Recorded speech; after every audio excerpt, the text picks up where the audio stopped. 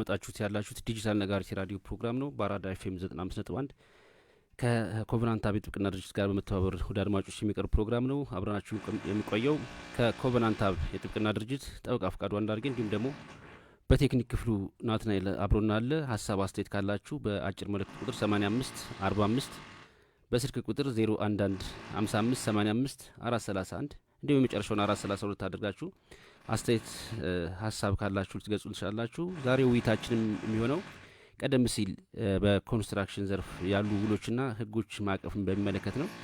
እንግዳችን አቶ ዘውዱ ተፈራ ወርቄ ናቸው። ከ40 ዓመት በላይ በኮንስትራክሽን ህግ ዘርፍ አማካሪ ሆነው ሲያገለግሉ ቆይተዋል። አሁን በአምስተኛ ክፍል ቀደም ሲል ከነበረው ፕሮግራም ማለትም እሳቸው በዋናነት በራሳቸው የቀረጹት ፎርሙላ አለ። እሱም ፎርሙላ ከማስረዳትም አንጻር አጠቃላይ በኮንስትራክሽን ዘርፍ ያሉ የህግ ጉዳዮች ምንድን ናቸው የሚሉትን አንድ ባንድ እየተመለከትን ነው። በባለፈው ክፍል የቆም ነው ከጨረታ ጋር ተያያዥነት ያላቸውን ሂደቶች እያነሳን ነው። አቶ ዘውዱ በድጋሚ እንኳን ደህና መጡ። እንኳን ደህና ቆያችሁኝ። እንግዲህ የፕሮክርመንት ማኔጅመንት ሲስተም አምስተኛው ነው። ትኩረት የሚያደርገው እንግዲህ ባለፈው ዴሊቨሪ ሲስተም ብለን ከተማርነው ውስጥ ትኩረት ሰጥቶ የሚሰራው ወይም የሚያገለግለው ኮንትራክቹዋል ፓዝ ከሚለው ጋራ ማለት ሰልፍ ፐርፎርማንስን አይመለከትም፣ ጆይንት ፐርፎርማንስን አይመለከትም። ስለዚህ የፕሮጀክት ፕሮክርመንት ማኔጅመንት ሲስተም አውትሶርሲንግ የሚል ኮንሰፕት ስላለው ለምን የፕሮጀክቱ ባለቤት ስራውን የሚሰራለት ሰው የሚያገኘው በአውትሶርስ አድርጎ በጨረታ ሂደት ስለሆነ ይህ ሂደት ያው የማይታለፍ ሂደት ተብሎ ይወሰዳል። ስለዚህ ከዴሊቨሪ ሲስተም ጋር በተለይ ነን ሰልፍ ፐርፎርማንስ ወይም አውትሶርሲንግ ሜተድ ወይም ኮንትራክት ሜተድ ከሚባለው ጋራ በቀጥታ ይገናኛል። እንግዲህ አውትሶርስ የምናረግ ከሆነ ምንድን ነው የምንፈልገው የሚለውን ያው በሰነድ አማካይነት እንደምናዘጋጅ ወይም የፕሮጀክቱ ባለቤት እንደሚያዘጋጅ ለይተናል። እዚህ ውስጥ ያው 3 ዶክመንቶች እንዳሉ ሁሉ ጊዜ ማስታወስ ያስፈልጋል። የፕሮጀክት ዶክመንቶች እነኚህ የቴክኒካል የፕሮጀክቱን የኢንጂነሪንግ ወይም የቴክኒካል ይዘት ኮሚኒኬት የሚያደርጉ ዶክመንት የሚያደርጉ ናቸው። የጨረታው ሰነድ ራሱ አለ፣ ድራፍት ኮንትራቱ አለ ብለናል። በጣም የማይረሳው ደግሞ ብለን ባለፈው ያነሳ ነው የኢንስትራክሽን ቱ ቢደርስ እንዴት የጨረታ ዶክመንቱን እንደሚያገኙ፣ እንዴት እንደሚሞሉ፣ መቼ የት እንደሚያቀርቡ፣ መቼ እንደሚከፈት፣ እንዴት ኢቫሉዌት እንደሚደረግ እና እንዴት ለአሸናፊው ተቀብለንሃል የሚለው ደረጃ ድረስ የሚሄድ ይህን ሬጉሌት የሚያደርግ ዶክመንት እንዳለ አራተኛ በጣም አይተናል። እንግዲህ እንደ ኮንስትራክሽን ህግና ኮንትራት በጣም ትኩረት ማድረግ ያለብን ይሄ የፕሮጀክት ፕሮክርመንት ማኔጅመንት ሲስተም የምንለው ከዴሊቨሪ ሲስተም ጋር ይገናኛል ብለናል። ለምን? የጨረታ ዶክመንቶቹ ይዘት ከተመረጠው የዴሊቨሪ ሰብ ሲስተም ጋራ የሚገናኝ ስለሆነ ነው። ያው ባለፈው ስላልነው ዲቢቢ ሲሆን ምን አይነት ዶክመንቶች ናቸው የሚዘጋጁት፣ ዲቢ ሲሆን ምን አይነት ዶክመንቶች ናቸው የሚዘጋጁት የሚለውን ባለፈው የዲቢው ኢምፕሎየርስ ሪኳርመንት ላይ እንደሚመሰረት ስኮፕ ወይንም ቤዚክ ዲዛይን ጋር አብሮ እንደሚሰጥ ተጫራች ዲቢ ላይ የሚሳተፉ ደግሞ አዘጋጅተው የሚያመጧቸው በኢንስትራክሽን ቱ ቢደርስ መሰረት ወይ በፕሪሊሚናሪ ዲዛይን እንደሚወዳደሩ ወይም በዲቴል ዲዛይን መሰረት እንደሚወዳደሩ።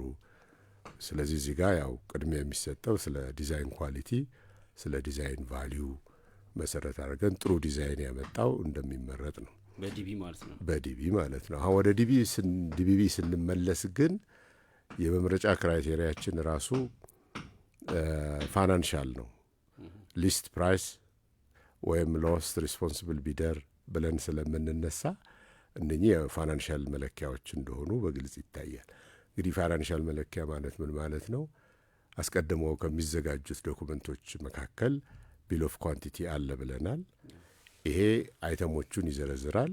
ዋጋ ግን የለውም። ለምን? ዋጋውን ሞልተው የሚያመጡት ተጫራቾች ስለሆኑ ማለት ነው። ስለዚህ አንፕራይስድ ቢል ኦፍ ኳንቲቲ እና ሌሎች የጨረታ አካል የሆኑ ዶኩመንቶችን ተጫራቾች ገዝተው በሚገባ በተሰጣቸው ጊዜ ቀመር መሰረት አዘጋጅተው ሲመልሱ ዋጋ ይሞላሉ ማለት ነው።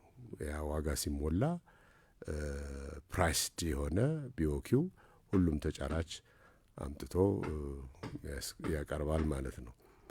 በማቅረቢያ ዕለት እና ሰዓት እና ቦታ ጭምር መሆን አለበት ማለት ነው። ይሄ እነኚህ ከተሳቱ ያው ሪጀክትድ ይሆናል ማለት ነው። ስለዚህ ጊዜ ገደቡን ማክበር ያስፈልጋል፣ ሰዓቱን ማክበር ያስፈልጋል፣ ቦታውንም በደንብ ለይቶ መሄድ ያስፈልጋል ማለት ነው።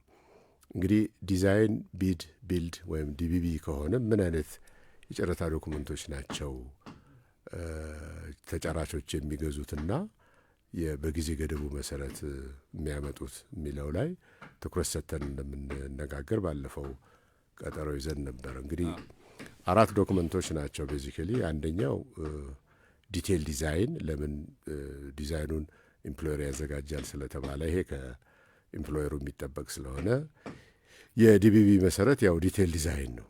ስለዚህ ይሄ ይኖራል እና ሌሎች ዶክመንቶች ይኖራሉ። በመጨረሻ ደግሞ ያው ኦፍ ኮርስ ድራፍት ስታንዳርድ ኮንትራቶች እና ሪሌትድ የሆኑ ዶክመንቶች አብረው ይኖራሉ ማለት ነው። እንግዲህ ዲቴይል ዲዛይን ለዲዛይን ቢልድ ላይ ዋና መሰረት ዶክመንት ነው ካልን ምን ይይዛል የሚለውንም ደግሞ ማወቁ ጥሩ ነው የሚሆነው። ቢኮዝ ሌሎቹ ዶክመንቶች ሁሉ ከዚህ ነው የሚነሱት።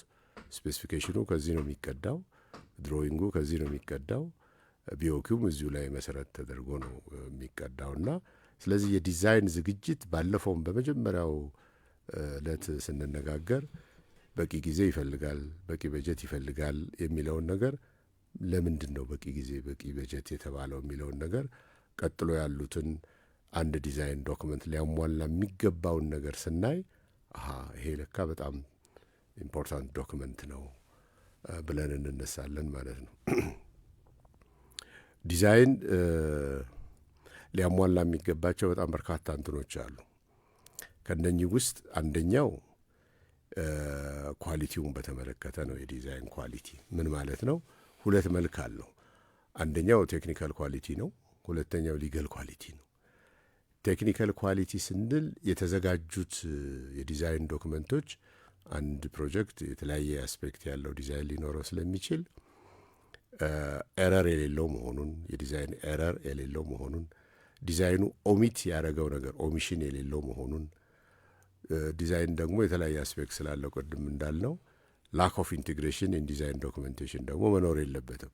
እርስ በርሱ የሚናበብ የዲዛይን ዶክመንት ነው መሆን ያለበት። ለምሳሌ አንድ ህንፃ የሚሰራ ቢሆን ይሄ ህንፃ ዲዛይኑን ብንወስድ የተለያየ አስፔክት ያላቸው ዲዛይኖች አሉ። ለምሳሌ አርኪቴክቸራል ዲዛይን አለ፣ ስትራክቸራል ዲዛይን አለ፣ ሳኒተሪ ዲዛይን አለ፣ ኤሌክትሪካል ኤንድ ሜካኒካል ዲዛይን ይኖራል። እንግዲህ እንደየአግባቡ ማለት ነው። ስለዚህ እነኚህ እርስ በርስ የሚናበቡና የሚሰራውን ያንን ዴዲኬትድ የተባለውን ህንፃ ፋንክሽናል ዊዛውት ኤኒ ፕሮብሌም ሊያደርጉ የሚችሉ መሆን አለባቸው። ስለዚህ ኤረር ሊኖር አይገባም፣ ኦሚሽን ሊኖር አይገባም።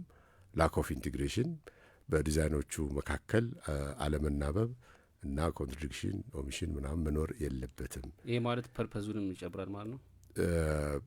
ፐርፐዙ እንዳለ ሆኖ እንግዲህ ፐርፐዙን ዲቴል አውት ሲያደርጉ መጨረሻ ላይ ፐርፐዙን ኮምፕሮማይዝ የሚያደርግ ዲፊት የሚያደርግ ነገር እንዳይመጣ ነው።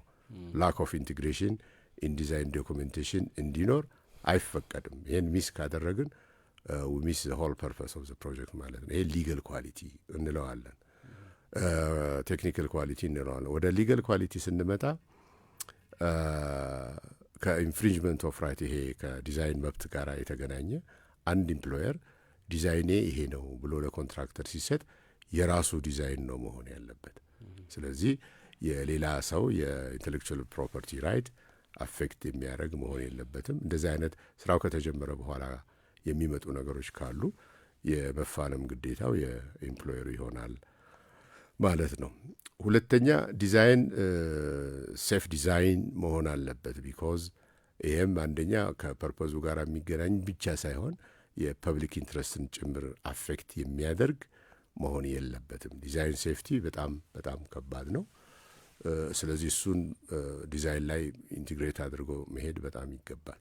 ሶስተኛው ዲዛይን ሰስተናቢሊቲ ነው። ባለፈው መጀመሪያ ስንማር ዲዛይን ሰስተናብል መሆን አለበት ምናምን የሚለው በኋላ ለሚመጡት የሰስተናቢሊቲ ጥያቄዎች አንዱ መልሶ መነሳት ያለበት የዲዛይን ዶክመንት ይሆናል ማለት ነው። ይህ እንግዲህ ከተፈጥሮ ሀብት አጠቃቀም አኳያ፣ ከኢነርጂ አጠቃቀም አኳያ እነኝን በተመለከተ በደንብ ታስቦ የተሰራ መሆን አለበት ማለት ነው።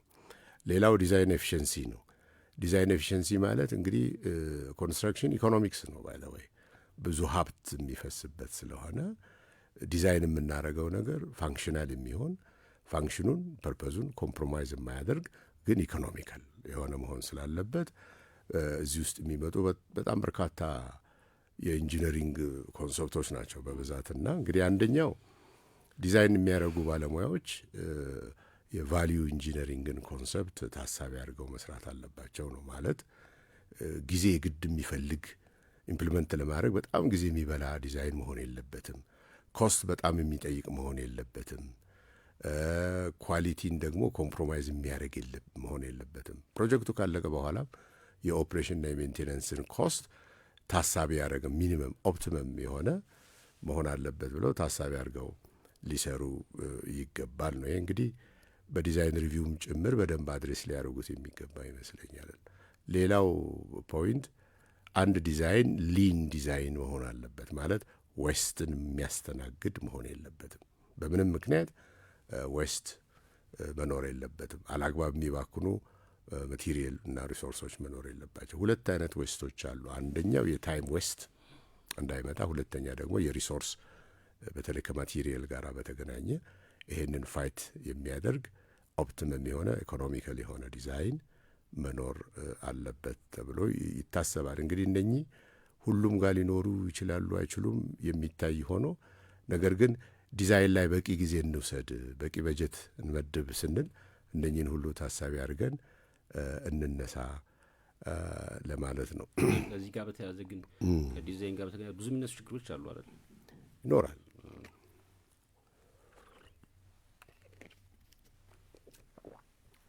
ሌላው በጣም ኢምፖርታንት የሚሆነው ወደ መጨረሻ የሚያረኩት አውቄ ነው፣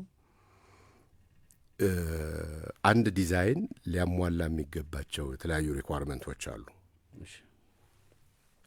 አንደኛ የኤምፕሎየርስ ሪኳርመንቱን ፕሮጀክቱን እንዲህ ለዚህ ፐርፐዝ ነው የምፈልገው የሚለውን በትክክል ነው መረዳት ያለበት።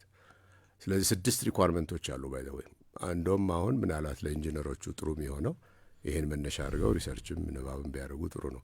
ሪኳርመንትስ ኢንጂነሪንግ የሚባል አሁን ሁሉ ዴቨሎፕ እያደረገ ነው። እዚህ ውስጥ 6 ሪኳርመንቶች አሉ። አንደኛ የኤምፕሎየርስ ሪኳርመንት ነው። ምንድን ነው ሪሊ የሚፈልገው? ቢኮዝ በሀሳብና በወረቀት መካከል ባለፈው ፕሮሰስ ላይ ስንማር ማይንዲንግ ፔፐሪንግ ብለናል። ዚስ ብሪጂንግ ኦፍ ማይንዲንግ ቱ ፔፐሪንግ ማለት ነው። ስለዚህ ኤምፕሎየሩ ምንድን ነው የሚፈልገው የሚለውን ነገር በትክክል ካላወቅን በኋላ ቫሪዬሽን ሆኖ የሚመጣው አንዱ ከዚህ ዘርፍ ይሆናል ማለት ነው። ሁለተኛ የኢንቫይሮንመንታል ሪኳርመንት ነው። በአካባቢ ያሉ የተፈጥሮ ክስተቶችን ንፋሱን፣ ውሃውን፣ ምኑን ሁሉ ታሳቢ ያደረገ መሆን አለበት። ሶስተኛው የአንደርግራውንድ ወይም ሰርፌስ ሪኳርመንቶች ነው። ከመሬት በታች ምንድን ነው ያለው? ውሃ ነው? መሬት ነው? ሮክ ነው? ወይስ የሶስቱም ድብልቅ ወይም የሁለቱ ድብልቅ ነው የሚለው ነገር።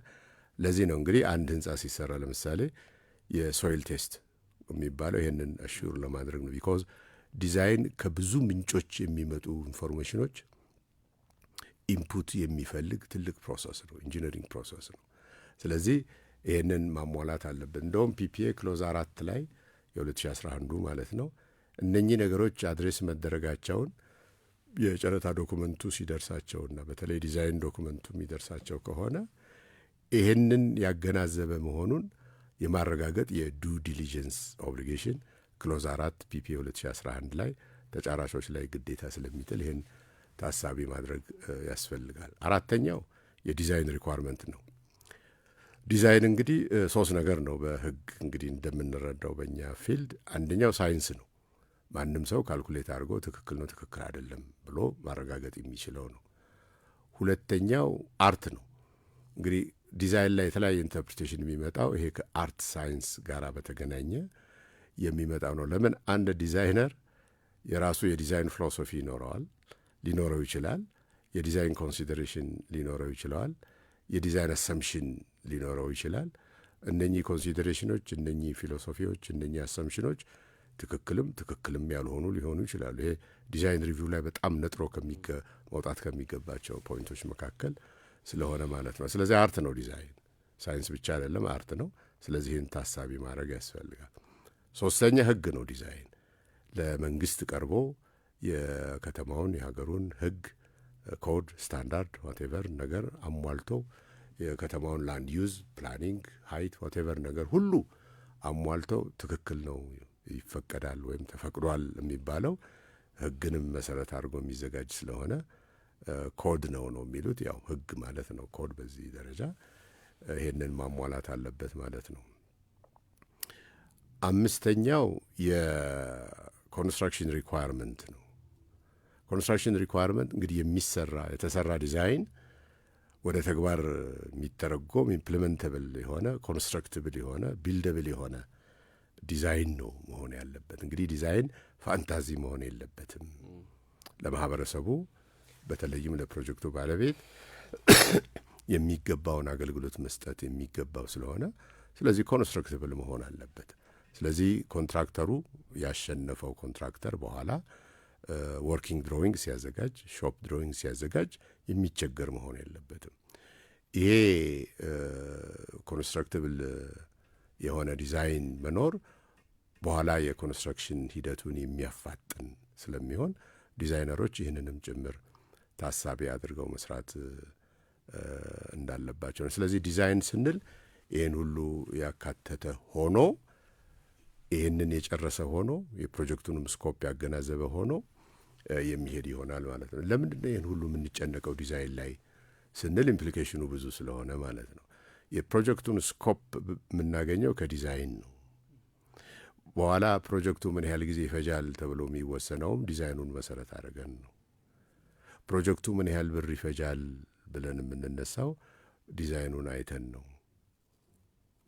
የፕሮጀክቱ ኳሊቲ ምንድን ነው ብለን ስንነሳ ይህንኑ ዲዛይን ሪፌር አድርገን ስለምንነሳ የዲዛይን ኢምፕሊኬሽን በጣም ትልቅ ነው። ለዚህ ነው ጊዜ ይፈልጋል፣ ለዚህ ነው በቂ በጀት ይፈልጋል ብለን የተነሳ ነው። ስለዚህ አንደኛው ዲቢቢ ላይ የዲቢ ፕሮጀክት ዲቢቢ ዲዛይን ላይ የተመሰረተ ነው ስንል አንድ ዲዛይን በጣም ትልቅ ኤፈርት፣ ፕሮፌሽናል ኤፈርት፣ በቂ ጊዜ ያለው በቂ በጀት የተመደበለት በኋላ ኮንስትራክሽኑን ለማፍጠን እዚህ ጋር የምንሰራው ስራ የበኋላውን የሚያፈጠን ስለሆነ ማለት ነው። እዚህ ላይ ክሊር ካልሆንን ስፔሲፊኬሽኑ ጥሩ አይሆንም፣ የተሟላ አይሆንም፣ ድሮይንጉ የተሟላ አይሆንም። ስለዚህ ቢል ኦፍ ኳንቲቲ ብለን የስራውን ስኮፕ የምንዘረዝራቸው ነገሮችም የተሟሉ አይሆኑም። ይሄ ምን ይዞ ይመጣል? ጨረታው ከተሸጠ በኋላ ተጫራቾች ለምሳሌ 20-30 ቢሆኑ ጥያቄዎች ይመነጫሉ። ይሄ ምንድን ነው ያኛው ለምን ሆነ ምናምን ስለሚባል አሁን በጣም ቀላል ከሆኑ ወዲያው በመመለስ እንግዲህ ጥያቄ ሲመጣ 20 ቢሆኑ አንዱ ቢጠይቅ ስሙ ሳይጠቀስ ጥያቄውን መልሱም ለሁሉም እንዲዳረስና አኮርዲንግሊ ኢንፎርምድ እየሆኑ እንዲሄዱ ስለሚደረግ ማለት ነው። በጣም ትልልቅ ጥያቄዎች የመጡ ከሆነ ወደ ሪቴንደሪንግ የሚሄድ ነው ማለት ነው። ስለዚህ በጥሩ ዲዛይን አልነበረም ማለት ነው። ቢኮዝ የዲዛይን ችግር ያው ብዙ ነገር ይዞ ስለሚመጣ ማለት ነው። ስለዚህ እነኝህን በደንብ ሰርተን ከሄድን አግባብነት ያላቸውን የጨረታ ዶኩመንቶች ደግሞ ከዚህ የሚነሱትን ቅድም ያልናቸውን በደንብ ካደረግን ስታንዳርድ ኮንትራቱን መሰረት አድርገን ደግሞ ስፔሻል ኮንዲሽን ኦፍ ኮንትራቱን በደንብ አስተካክለን ካዘጋጀን ኢንስትራክሽን ቱ ቢደርስ በሚገባ ካዘጋጀን አሁን ጨረታ ዶኩመንቱን ለሌሎቹ ለመሸጥ የፕሮጀክቱ ባለቤት ዝግጁ ነው ማለት ነው። በጋዜጣ እንግዲህ ያው ዲቢቢ ብዙ ጊዜ ኦፕን ቴንደሪንግ ነው። ሌሎች አማራጮች እንደተጠበቀ ሆኑ ኦፕን ቴንደሪንግ ነው። በዲፎልት እንትን እሱ ስለሆነ ማለት ነው። ያኔ እንግዲህ ያው ተጫራቾች ይመጣሉ በኢንስትራክሽን ቱ ቢደርስ መሰረት። ይሄ ኢንስትራክሽን ቱ ቢደርስ በጣም ኢምፖርታንት ነው። ተጫራቾችንም የፕሮጀክቱ ባለቤትንም የጨረታውን ፕሮሰስ ማኔጅ የሚያደርጉ ውስጥ ያሉ የአስተዳደር ወይም ቴክኒካል ሰራተኞችንም የስራ ሂደትም ጭምር የሚወስን ስለሆነ ሁሉም ሰው በደንብ ተገንዝበው ማኔጅ የሚያደርገው በዛ መሰረት ነው። ስለዚህ ቦታው ተገኝተው ተወካይ ወይም ራሱ መጥቶ ሪፈንድ የማይሆን እነዚህ የሚባለው ነገር እሱን ገዝተው አዘጋጁ በተባለው መሰረት ተዘጋጅቶ ቅድም እንዳልነው ሰዓቱን ቦታውን ምኑን ጠብቆ ማቅረብ ያስፈልጋል።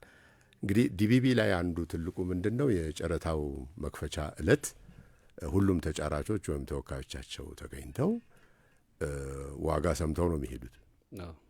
ከሌ ይህን ያህል ከሌ ይህን ያህል ዲቢ ላይ እንደዚህ አይነት አሰራር አንደኛ 3-4 ነው የሚሆኑት። እንደዚህ አይነት አሰራር እንደማይኖር መጠበቅ ያስፈልጋል። ጨረታውም ኦፕን አይደለም ማለት ነው። ዲቢ ላይ ሾርት ሊስትድ ነው የሚሆነው። ስለዚህ የሚከፈት ነው የሚባለው ምናልባት ዲዛይኖቹ ካልሆኑ በስተቀር የሚከፈተው ገንዘቡን ይዛለት በዲቢ አይሰማም። ቢኮዝ ቤስት ቫሊዩ ያለው ዲዛይን ከተመረጠ በኋላ ነው ወደ ገንዘቡ የሚካሄደው። ዲቢቢ ላይ ግን ሊስት ፕራይስ ወይም ሎስት ሪስፖንሲብል ቢደር አሁን ያው ቴክኒካሉም ትንሽ መታየት አለበት ስለተባለ ፋይናንሻል ነው ያልነው በዛ ምክንያት ነው። እና ሰምተው ይሄዳሉ። ሰምተው ከሄዱ በኋላ የቴክኒካል ምርመራው ይቀጥላል ማለት ነው። ይሄ እንግዲህ 1 ወር 2 ወር 3 ወር ሊፈጅ ይችል ይሆናል። እንግዲህ እዚህ ጋር ታሳቢ ማድረግ የሚያስፈልገው ተጫራቾች የጨረታ ማስከበሪያ ከፍለው አምጥተዋል ከባንክ ወይ ከኢንሹራንስ። ጊዜው ሊሚትድ ነው እንግዲህ 3 ወር ሊሆን ይችላል 4 ወር ሊሆን ይችላል። ያን ታሳቢ አድርጎ የቢድ ቫሊዲቲ ጊዜውን ታሳቢ አድርጎ ያልተሰጠ ከሆነ የጨረታ ምርመራው የቴክኒክ ምርመራው 6 ወር 5 ወር የሚፈጅ ከሆነ ሰዎቹ ዊዝድሮ ቢያደርጉ በቃ ጨረታ የለም ማለት ነው። ስለዚህ የቢድ ማስከበሪያ ሰነዱን ህጋዊ መሆኑን ቫሊድ መሆኑን አረጋግጦ ካልበቃ ኦፊሻሊ ኤክስቴንድ አድርጎ እንደሚገዙበት ተደርጎ ነው የሚቀጥለው። መሀል ላይ ኦፈር የለም ማለት ነው። ቢድ ሴኩሪቲው ከተቃጠለ ወይም ፔሪዱ ከተቃጠለ ቢድ የለም። ስለዚህ ቢድ ፕሮሰስ የለም። ስለዚህ ቢድ ኢቫሉዌሽን የለም። ስለዚህ አዋርድ የሚባል ነገር አይኖርም እንዳይባል ይህንን ተጠንቅቆ መሄድ የሚያስፈልግ ነው የሚሆነው። ከዚህ ሁሉ በኋላ ነው እንግዲህ ከ2 ወር ከ3 ወር በኋላ አሸናፊው ተመርጦ ይነገራል ማለት ነው። እንግዲህ ብዙ ጊዜ አሁን ሌተር ኦፍ አክሴፕታንስ በኋላ ነው የሚመጣው። ሁለቱን መለየትም ጥሩ ይመስለኛል። አዋርድና ሌተር ኦፍ አክሴፕታንስ። አዋርድ ኢንተርናል ዲሲሽን ነው። የቴክኒካል ኮሚቴው ለዋናው ኮሚቴ አቅርቦ ያው እዛም ማጥራት የሚገባቸውን ነገር አጥንተው ባክኤንድ ፎርዝም ካለ እሱን ጨርሰው አዎ ሚስተር ኤክስ ካምፓኒ አሸንፏል የሚለውን ሬኮሜንዴሽን ያው 1ኛ 2ኛ 3ኛ ተደርጎ ውሳኔ መስጠት ለሚገባው ሰው ይቀርባል። እሱም የሚያምንበት ከሆነ ከዛ በኋላ ሌተር ኦፍ አክሴፕታንስ ኦፊሻሊ ዛትስ ኤክስተርናል ኮሚኒኬሽን ኦፍ ኢንተርናል ዲሲሽን። አሁን ለህግ በጣም ጠቃሚ የሚሆነው ሌተር ኦፍ አክሴፕታንስ ነው። ሌተር ኦፍ አክሴፕታንስ ማለት ልክ ውል ስንማር ባለፈው ኦፈሩ የሚመጣው ከተጫራቾች ነው፣ አክሴፕታንሱ የሚመጣው ከፕሮጀክቱ ባለቤት ነው ያልነው። አሁን እዚህ ጋር ነው የሚሆነው። ፐብሊክ ላይ እንግዲህ አሁን ውል አለን የለንም ገና ነው። ፐብሊክ ላይ በሚሆንበት ጊዜ ሌተር ኦፍ አክሴፕታንስ ስለተጻፈ ውል የለንም ገና። ለምን እንደኛ ሁሉ ዲዛይኑ፣ ስፔሲፊኬሽኑ፣ ድሮይንጉ፣ ቢኦኪው እና ሌሎች አግባብነት ያላቸው ጀነራል ኮንዲሽን ኦፍ ኮንትራቱ፣ ስፔሻል ኮንዲሽን ኦፍ ኮንትራቱ ሁሉም ኔጎሽዬሽን በመሀሉ ካለ ከሌተር ኦፍ አክሴፕታንስ በኋላ ቁጭ ብለው 1000 ገጽም ይሁን 2000 ገጽም ይሁን ግራና ቀኝ መፈረም አለበት። ኤምፕሎየር ኮንትራክተር መፈረም አለባቸው።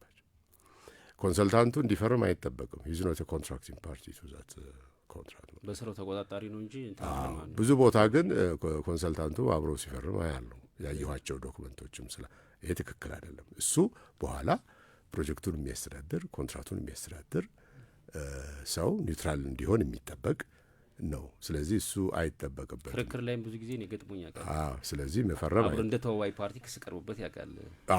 ከፈረመ እንግዲህ ወደዛ አይነት ሊጋል ኢምፕሊኬሽን ሊመጣ ስለሚችል ዶክመንቱን ሊያዘጋጅ ይችላል። ኔጎሽዬሽን ላይ ፕሪ ኮንትራክት ኔጎሽዬሽን ላይ ፕሮጀክቱን ባለቤት ሊያግዝ ይችላል። ትክክል ነው። ያ ሁሉ አለ። ትክክል ነው። ያቺ ኮንትራክት አግሪመንት ላይ ራሱ ምስክር ሆነው መፈረም አይገባውም። ቢኮዝ በኋላ የራሱ ኬዝ ነው የሚሆነው ማለት ነው። ስለዚህ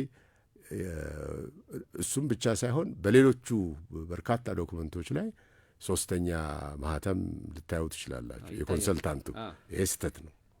እንደዛ ማለት ኮንትራክቲንግ ፓርቲ ስንል ሁለት ነው። ኦብሊጌሽን የሚወስዱ ራይት የሚወስዱ እሱ ግን ሚና አለው። ኦብሊጌሽን ግን የለበትም። የእሱ ኦብሊጌሽን ከራሱ ከክሌንቱ ጋር የተፈራረመው ክሌንት ኮንሰልታንት አግሪመንት እንጂ ከዚህ የሚመነጭ ኦብሊጌሽን ስለሌለው እሱ እንዲፈርም አይጠበቅበትም። ግን ያው ፕራክቲስ ላይ አለ። ያንን ማቆም ያስፈልጋል። ከዛ በኋላ እንግዲህ ሌተር ኦፍ አክሴፕተንስ ከመጣ በኋላ ከተሰጠ በኋላ ፕሪኮንትራት ኔጎሽዬሽን ሊኖር ይችላል። በተለይ ክሊር የሚያደርጓቸው ግራና ቀኝ የሚያነሷቸው ኮመርሻል የሆኑ ነገሮች፣ ፐብሊክ ፖሊሲን የማይነኩ ሕግን የማይቃረኑ ነገሮች ግን የፕሮጀክቱን አጀማመር አካሄድና አፈጻጸም ሊያግዙ የሚችሉ ፖይንቶች ላይ በጣም ውስን ናቸው። ብዙ ጊዜ ለምሳሌ የሳይት እና አክሰስ መቼ ነው የሚገኘው? አድቫንስ 20 ነው 25 ብታረጉልኝ እነኚህ ለምን የመጀመሪያ የመወዳደሪያ ሜዳውን የሚነካ ጌም ሩል የመጀመሪያውን እንትን የሚነካ አይነት ኔጎሽዬሽን ባለፈው ጨረታውን ስትዋወጡ 1000 ነው።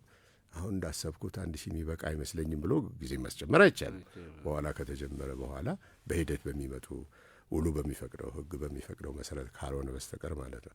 ስለዚህ ፐብሊክ ፖሊሲ ከሚከለክለው ሕግ ከሚከለክለው ውጪ ያሉ ፕሮጀክቱን ለመጀመር ለማካሄድና ለመፈጸም እና ለማስረከብ የሚረዱ ጠቃሚ ነገሮች ላይ ፕሪ ኮንትራት ኔጎሽዬሽን ይኖራል።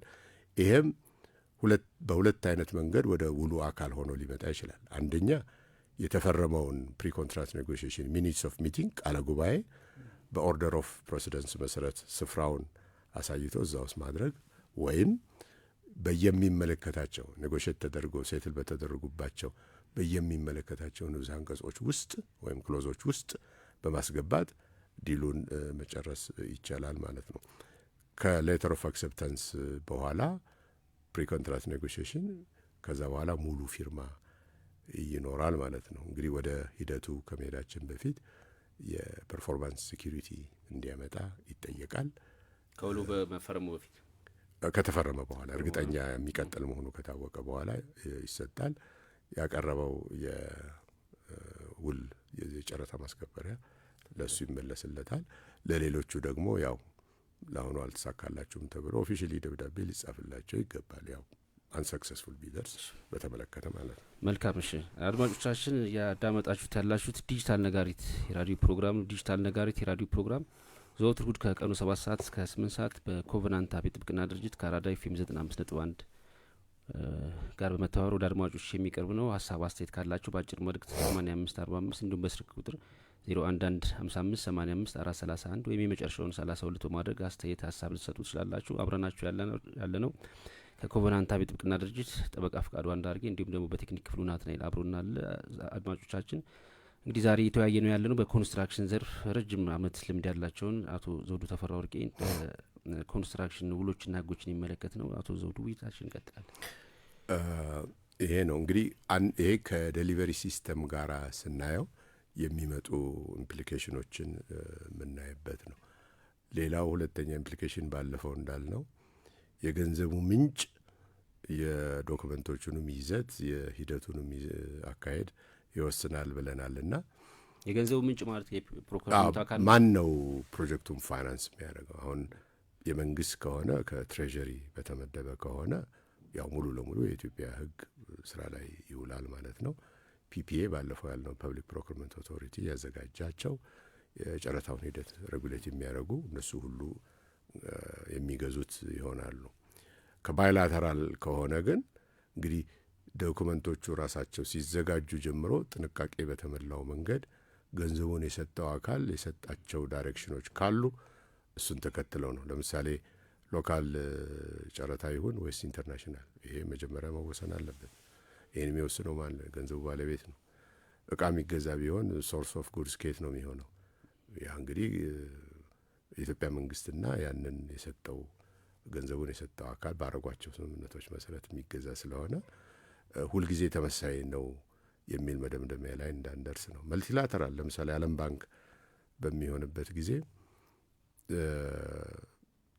እንደዛ በሚሆንበት ጊዜ በኢትዮጵያ መንግስትና በዓለም ባንክ መካከል በተደረገ ፕሮጀክቱን ፋይናንስ ለማድረግ በተሰጠው ገንዘብ መሰረት የሚሰጡ የኦፕሬሽናል ጋይድላይንስ ሁሉ አሉ። ከዋናው አግሪመንት ቀጥሎ የሚመጡ ማለት ነው። ዲቢ ይሁን ዲቢቢ በቃ እሱን ውሉን ማየት ነው፣ አግሪመንቱን ማየት ነው። ኢንተርናሽናል ይሁን ሎካል አግሪመንቱን ማየት ነው። ፕሪፈረንስ ይፈቀዳል። አሁን ኢንተርናሽናል ከሆነ ለሀገር ውስጥ ተወዳዳሪዎች ፕሪፈረንስ እስከ 7% ማርጂን ኦፍ ፕሪፈረንስ ቅድሚያ እንዲያገኙ በውድድሩ ላይ እሱን ይፈቅዳል አይፈቅድም? ይህንን ማየት ያስፈልጋል።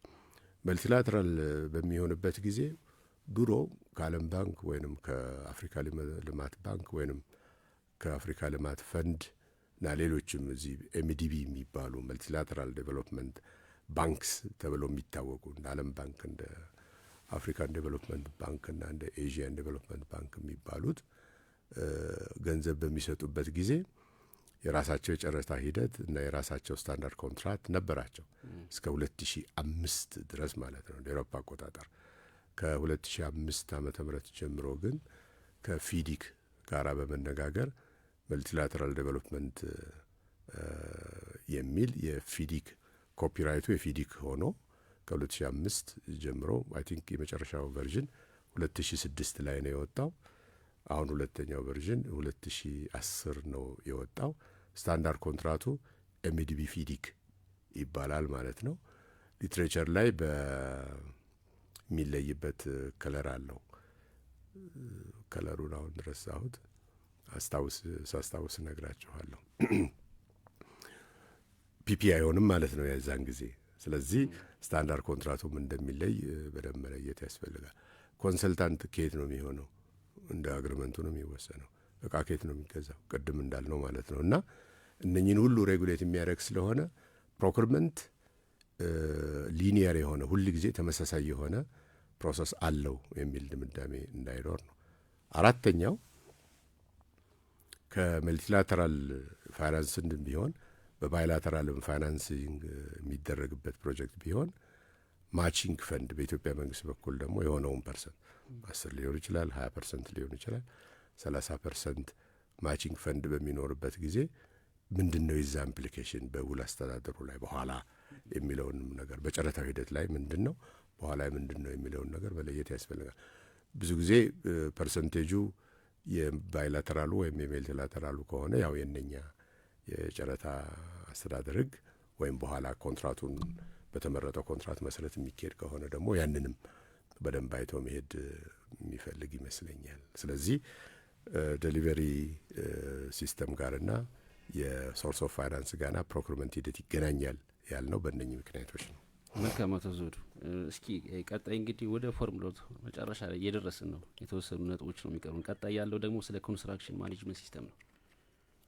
ምናልባት ፕሮኪውርመንት ላይ የሚሉት ነገርም ከሌለ፣ ምክንያቱም አንዱ ፎርሙላ መነሻ ያደረጉት ወይም ደግሞ በፎርሙላው ወከሉት አለ ስለ ኮንስትራክሽን ማኔጅመንት ሲስተም። ስለ እሱ ሀሳብ እንግዲህ ፕሮኪውርመንት ማኔጅመንት ሲስተም ፎርሙላው ላይ በአር ነው የተወከለው። ሪሌሽንሽፕ ኮንትራክቹዋል ሪሌሽንሽፕ መፍጠሪያ ስለሆነ ማለት ነው። ኦፍኮርስ ከኮንትራክቹዋል ሪሌሽንሽፕ ከመፈጠሩ በፊት በተቻራችና በአጫራች መካከል ሊገል ሪሌሽንሽፕ አለ። ጨረታ የሚመራው በህግ ነው። ፎርሜሽን ኦፍ ኮንትራት ሰብ ሲስተም ያልነው በህግ ነው የሚመራው። ውል ሲኖር ነው ሂደቱ በውል የሚመራው የሚለው መለየት ያስፈልጋል። ስለዚህ አር ከፕሪ ኮንትራክቹዋል ሪሌሽንሽፕ ወደ ኮንትራክቹዋል ሪሌሽንሽፕ የምንሄድበት ድልድይ ነው ማለት ነው። ባለፈውም ስንጀምር ስለ ፕሮክርመንት ይህንን ፓዝ ማምለጥ አንችልም። በቀጥታ ምንስጥ አወዳድረን ምንስጥ ያልነው ሂደቱ ነፍስ የሚዘራበት እዚህ ደረጃ። አዎ። ስለዚህ አሁን ኮንትራክተር መርጠናል፣ ኢምፕሎየሩን አውቀናል፣ ተፈራርመዋል፣ ኮንትራክት ዶክመንቱ ተፈርሟል፣ ሲልድ ሆኗል፣ ዴሊቨርድ ሆኗል፣ ተለዋውጠዋል ማለት ነው። ስለዚህ በመካከላቸው አሁን የውል ግንኙነት አለ ወደሚለው የሚያመራን በአር በኩል ነው የምናልፈው። ስለዚህ ወደ ውል ካለፉ በኋላ ምን ይመጣል? የተፈጠረ ኦ ኮንትራክቹዋል ኦብሊጌሽን ይኖራል ማለት ነው። ከኦ ቀጥሎ እዛ ፎርሙላው ላይ እንደሚታየው በኋላ ኤል አለ። ይሄኛው ኤል ሊያቢሊቲ ነው። አንድ ሰው የገባውን ግዴታ ቢጥስ የሚከተልበትን ኮንስኮንስ ወይም ሊያቢሊቲ ወይም ኃላፊነት የሚያስከትል ስለሆነ ማለት ነው። ስለዚህ አር መግቢያ ነው። ለምሳሌ አሁን ጨረታ ላይ ሊቋረጥ የሚችልባቸው በጣም በርካታ ሁኔታዎች ቅድም ባልነው ዲዛይኑ በሚገባ ባለመሰራቱ ምክንያት ጥያቄ በስቶ ሪቴንደር ይባል ሲባል ያው እንግዲህ እንደ አዲስ ቅድም ያልናቸውን ነገሮች እንደ አዲስ መድገም ይሆናል ማለት ነው። አንዳንድ ጊዜ ኮንትራክተር ከተመረጠ በኋላ ሌተር ኦፍ አክሰፕታንስም ከተሰጠው በኋላ ፕሪኮንትራትም ኔጎሽዬሽን ከተካሄደ በኋላ ኤምፕሎየሩ በተለያየ ምክንያት ውል አልፈርምም ሊል ይችላል። ይሄ ኤክስትራ ኮንትራክቹዋል ክሌም ይዞ ይመጣል ማለት ነው። ውል ስላልተፈረመ ውል ስለሌለን ኤክስትራ ኮንትራክት አሁን ለግል ኮንትራክት ሲሆን የፍትሐ ብሔር ቁጥር 2055 ኤክስትራ ኮንትራክቹዋል ላያቢሊቲ ውስጥ እዛ ይመጣል። ፕሪኮንትራክቹዋል ኮንክሉዥን ኦፍ ኮንትራክት ምናምን የሚለው ጋር ማለት ነው። ፌል ሲያደርጉ ማለት ነው። የመንግስት በሚሆንበት ጊዜ አንቀጽ 3146 ንዑስ ቁጥር 1 ይህንን ሬጉሌት ያደርጋል። ለምንድን ነው እምቢ ያለው? ተወዳድረናል፣ ሌተር ኦፍ አክሰፕታንስ ተቀብያለሁ፣ ድርድር አካሄደናል፣ አሁን ወደ ውል መፈረም አልገባም በሚልበት ጊዜ እንግዲህ ምክንያት ካለው ማስረዳት ነው የሚሆነው። ብዙ ጊዜ አድሚኒስትሬቲቭሊ ባክ ኤንድ ፎርዝ ሊኖር ይችላል። ለምንድን ነው እኔ ዝግጁ ነኝ ጨርሻለሁ ሊል ይችላል።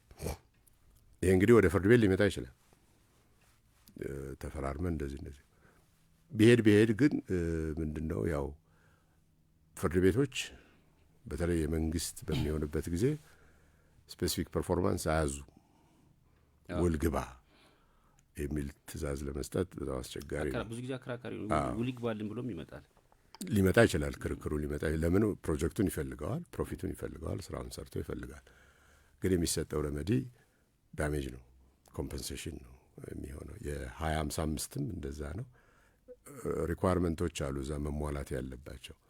አርቢትራሪ ነው ወይ፣ በአግባቡ ነው ወይ፣ ፐብሊክ ኢንትረስትን ባማከለ ነው አይደለም የሚሉት ጥያቄዎች በደንብ ክላሪፋይ ከሆኑ በኋላ ማለት ነው። ያን ሁሉ ሰክሰስፉል የሆነ ክርክር ከተካሄደ በኋላ የደረሰው ጉዳት ምንድን ነው አይደንቲፋይ መደረግ አለበት፣ ኳንቲፋይ መደረግ አለበት፣ ጀስቲፋይ መደረግ አለበት። ያው ፍርድ ቤትም ይሄን ሳያይ ስለማያቀርብ ማለት ነው። ስለዚህ 3146 1 ኮንስትራክሽን ውስጥ ኤክስትራ ኮንትራክቹዋል ክሌም ሊመጣ እንደሚችል ታሳቢ ማድረግ ያስፈልጋል። ፕራይቬት ላይም 2055 ኤክስትራ ኮንትራክቹዋል ክሌም ተወዳድረው አሸንፈው ፕሪኮንትራት ኔጎሽዬሽን ሁሉ ጨርሰው ውል አልፈርምም በሚሉበት ጊዜ የደረሰን ጉዳት ለመካስ የሚሆንበት ጊዜ ነው። አንዳንዴ ደግሞ ስራው በጣም አጣዳፊ በመሆኑ ምክንያት ጨረታው ተካሂዶ ምን ተብሎ ተመርጦ ሌተር ኦፍ አክሰፕታንስም ተሰጥቶ ውል ሳይገባ ስራ ይጀመራል። ያው በፕራይቬት ከሆነ የስራው መጀመር የውሉ መፈጠርን ስለሚያሳይ የፍትሐ ብሔር ቁጥር 19ና 20 ፐብሊክ ላይ አይሰራም። ፕራይቬት ላይ ግን ብዙ ጊዜ አለ። የገንዘቡ መከፈል ውል መኖሩን ያሳያል። እሱ አርጉመንት ለፐብሊክ አይሰራምና ግን ረመዲ ሰጥቷል ህጉ። ይህ አይነት ክሌም የተለየ ክሌም ነው። አሁን ውል የለም፣ ስራ ተሰርቷል፣ መከፈል አለበት። በምን የህግ ፕሪንሲፕል ነው የምትከፍለው የሚለውን ነገር ለመንግስት ሲሆን 3146 2 ቅድም ያልኳችሁ ኳንተም ሜሪት ክሌም ወይም አንጀስት ኢንሪችመንት ሪሌትድ ክሌም ነው የሚባለውና እነኚህን በደንብ ማወቅ ያስፈልጋል። ቢኮዝ ብዙ ነገር ሞቢላይዝ አድርገው ካምፕ ሰርተው ምን ብለው እቃ ገዝተው ሰራተኛ ቀጥረው ደሞዝ ከፍለው ምን ብለው ከአንድ ወር ከሁለት ወር ከሶስት ወር በኋላ በቃ ትተነዋል ቢባል ይሄ ኦፍ ኮርስ መብት የሚነካ ነገር ስለሆነ እንትኑ ግን ይለያል። ኤክስትራ ኮንትራክቹዋል ሳይሆን አሁን አንጀስት ኢንሪችመንት ከ2162 ጋር የተቀመጡት ልዩ ልዩ ድንጋጌዎችና 3146 ጋር የተቀመጡ አሉ። ኢኒሺየትስ ወርክ ኤንድ ምናምን የሚለው ነገር ሰፕላይ ካረገ እንደዚህ የሚል አለ። እሱ ኤክስትራ ኮንትራክቹዋል ሳይሆን የኳንተም ሜሪት ክሌም ይባላል። በኮንስትራክሽን ኳንተም ሜሪት ክሌም ነው የሚባለው። ያው አንጀስት ኢንሪችመንት ክሌም አስማች ኢት ወርዝ የሚል ኮንሰፕት ስለሚይዝ ማለት ነው። እንግዲህ ይህን ሁሉ በእነኚህ መሰናክሎች ውስጥ ሳንያዝ ውሉ ተፈርሞ ግራና ቀኝ ተሰጥቶ የምንሄደው ወደ ፕሮጀክት አፈጻጸም ወደ ውል አፈጻጸም የምንሄደው የአርን መንገድ የፕሮክሪመንት ፓዝን ተከትለን ነው የሚለው ነገር በጣም ኢምፖርታንት ነው። ስለዚህ ይሄንን ካረግን በኋላ ኦኬ ውል ተፈጠረ ከዛስ የሚለው ነገር ረጅም ጊዜ የሚፈጀው ምናልባት ሳምንትንም ጨምረን ዲስከስ የምናደርገው የኮንስትራክሽን ኮንትራክት ማኔጅመንት ሲስተም ወደሚለው ይወስደናል ማለት ይሄ መግቢያው ፕሮክሪመንት ሲስተም ሆኖ ማለት ነው። ስለዚህ አሁን ከምንጀምረው ኮንስትራክሽን ማኔጅመንት ሲስተም እና ቀጣይ ደግሞ ያለው ሰባተኛው ነጥብ ደግሞ ኢንፎርስመንት ሲስተምም አለ። ሰፋፊ ሀሳቦች ናቸው እነዚህ። ይሄኛውን ሰዓት ካለ ይሄን ጀምረን ሳምንት ነው ምናልባት ካለ አላቅም ቀጣይ ብንጀምረው ይሻላል። ምናልባት ሰዓቱ ስንት ደቂቃ አለ? ትንሽ አንድ 5 ደቂቃ ብቻ ነው ያለን። ቴክኒክ ክፍሉ እያሳየ ነው። ስለዚህ ሳምንት በፕሮክሪመንት ፓዝ የመጣነውን የፈጠርነውን ኮንትራት የምንፈጽምበት የኮንስትራክሽን ኮንትራክት ማኔጅመንት ሲስተም የሚለውን እንጀምራለን። ፕሮክሪመንት በአር ይወከላል። ኮንስትራክሽን ኮንትራክት ማኔጅመንት ደግሞ በኦና በኤል በኦብሊጌሽን እና በሊያቢሊቲ ይወከላል የሚለውን ይዘን ሳምንት እንገናኛለን። ቀጣይ ደግሞ ያለው ደረጃ ምንድነው? ምናልባት ወደፊት እንደርሰበት ከዛ በኋላ ኢንፎርስመንት ነው። እሱ እንግዲህ ፕሪቬንሽን ኦፍ ክሌም ወይም ኮንፍሊክት ክሌም ማኔጅመንት ዲስፒዩት ማኔጅመንት ነው። እሱን ምናልባት ከመስከረም ወዲህ ከጨረስን ጥሩ ነው። አቶ ዘውዱ አመሰግናለሁ። ሰፊ ሀሳብ ነው እያነሱት ያሉትና አጋጣሚ ብዙ የህግ ባለሙያዎችም ይከታተሉታል። እንደሚታወቀው ኮንስትራክሽን ዘርፉ ደግሞ በተለይ ደግሞ ከህጉ አንጻር ሲታይ በጣም ብዙ ክፍተት ያለበትና ብዙ የህግ ጉዳዮች የሚነሳበት ነው። በጣም ከፍተኛ ገንዘብ የሚንቀሳቀስበት ዘርፍ ነው። ለሀገርም ለትውልድም ያለው ፋይዳ ደግሞ ቀላል የሚባል አይደለም። እርሶም ደግሞ በአለፉት 40 ዓመታት በተለያዩ የኮንስትራክሽን ዘርፎች ላይ በማማከር በማስተማር በማሰልጠን ቆይተዋልና አድማጮቻችን ጥሩ ነገር እያገኙ ነው ብዬ አስባለሁ። ምክንያቱም ይሄ የሚተላለፈው ፕሮግራም ለህግ ባለሙያዎች ብቻ ሳይሆን በተለይ በዘርፉ ያሉ ስራ ተቋራጮች አሉ፣ አማካሪዎች አሉ፣ ፋይናንስ ተቋሞች አሉ። ስለዚህ ዘርፉ በጣም ብዙ ተቋሞችን ብዙ ተሳታፊዎች የሚያካትት ነው። እርሶም ባለፈው እንደገለጹልን በተለይ ፒ ብለው ሲወስኑት በዚህ በኮንስትራክሽን ዘርፍ ውስጥ የሚሳተፉ ሰዎችን አካላቶችን በጣም በዝርዝር ነውና የእርሶ ፎርሙላ ምናልባት እንግዲህ ወደፊትም እስካሁን አልተዋወቀም። አጋጣሚ እኛም በስልጠና በሆነ አጋጣሚ አግኝተነው ሰምተነው እናውቃለን እርሶ ሲያሰለጥኑን። ወደፊት ደግሞ በጣም በግልጽ ይቀርባል ብዬ አስባለሁ። ትልቁ ነገር ምንድነው? እርስዎ የዚህ በኮንስትራክሽን ዘርፉ የሚታዩ ክፍተቶችን ለመሙላት ራስዎት ለፍተው ያመጡት ነገር ነው። ወደፊት እንግዲህ አጠቃላይ አሁን 7 ነጥቦችን ነው ባልሳሳት 7 መሰሉኝ የፎርሙላው መነሻ ያደረገውና እስካሁን 5ቱን አይተናል። አሁን ቀጣይ ደግሞ ኮንስትራክሽን ማኔጅመንት ሲስተሙና ኢንፎርስመንት ሂደቱ ይቀጥላል። ከዛ በኋላ እርስዎ ተፈጻሚ እንዴት ነው ወደ መሬት ሊወርድ የሚችለው በተመለከተ በቀጣይ ፕሮግራሞች ይገልጹልናል። አድማጮቻችን እንግዲህ አብረናችሁ የቆየናል ከኮቨናንት አቤት ጥበቃ ድርጅት ጠበቃ ፍቃዱ አንዳርጌ እንዲሁም በቴክኒክ ክፍሉ ናትናኤል አብሮናል። ቀጣይ በሚቀጥለው ሳምንት ከኮንስትራክሽን ማኔጅመንት ሲስተም ጋር በተገናኘ አቶ ዘውዱ ሰፊ ሀሳባቸውን ያካፍሉናል። አቶ ዘውዱ አክብረውን ስለመጡ እናመሰግናለን። መልካም ሳምንት። እኔም አመሰግናለሁ። ታንኪዩ